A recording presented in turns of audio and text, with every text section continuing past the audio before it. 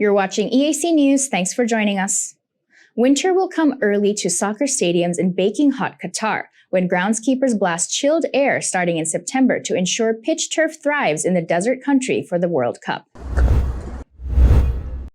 Mimicking winter in the Gulf state, where temperatures can swelter at 40 degrees Celsius, 104 Fahrenheit, in the fall, is just one trick experts have introduced over the last 14 years to improve turf quality and increase the number of soccer pitches. An elite corps of groundskeepers now maintain 144 green lush fields, 8 stadium pitches, and 136 training grounds. They blast chilled air through nozzles directly at the turf, tending luxuriant patches of green dotted amid the dun or gray of Qatar's desert and concrete. The weather conditions and the climate together with the level of performance criteria we have set for ourselves makes it extremely challenging to develop the product we need.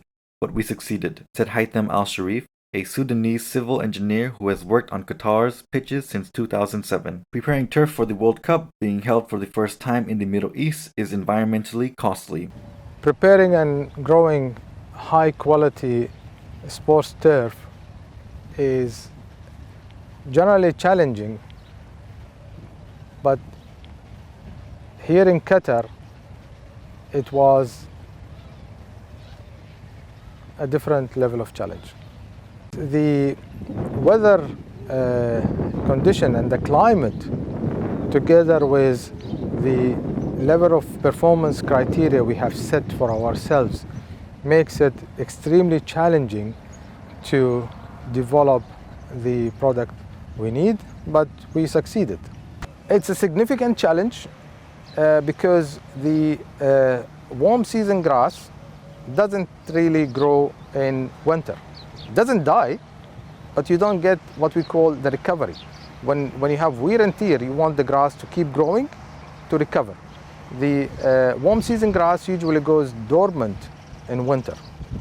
If you seed the pitch too early, you will have germination, but the winter grass will not really grow.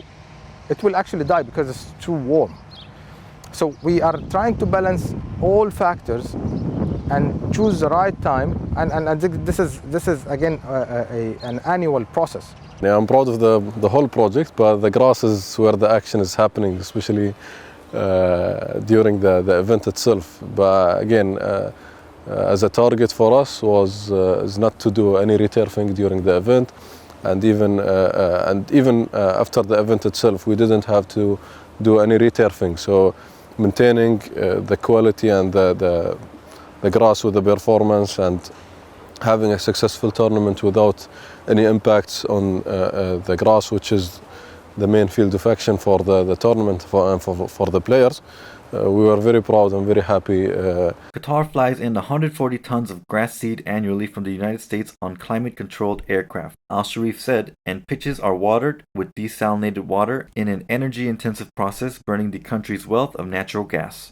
Each pitch requires 10,000 liters of desalinated water daily in winter and 50,000 liters in the summer, he added. The 28-day event begins in November at perhaps the most challenging time of the year for doable turf, as Qatar's weather transitions from searing summer to mild winter. Some grass varieties turn dormant as temperatures rise and winter ryegrass takes root, making adequate growth a challenge between matches. So, groundskeepers trigger winter in September, seeding pitches with ryegrass in a practice that has over the last 3 years yielded durable pitches. Qatar has also countered the risk of fungus and disease outbreaks with a maintenance regime involving chemical cocktails, grass mowers that vacuum debris, and an underground system that sucks excess moisture, said a UEFA pitch consultant. Qatar says it is prepared for any turf emergency. A 425 square meter reserve of grass, some 40 soccer pitches worth, is growing at a farm north of Doha. It can be harvested, trucked to a stadium, and laid down ready for play in as little as 8 hours, said Mohammed El Atwan, who worked as a project manager on Stadium 974. Organizers have declined to say how much the turf program has cost Qatar,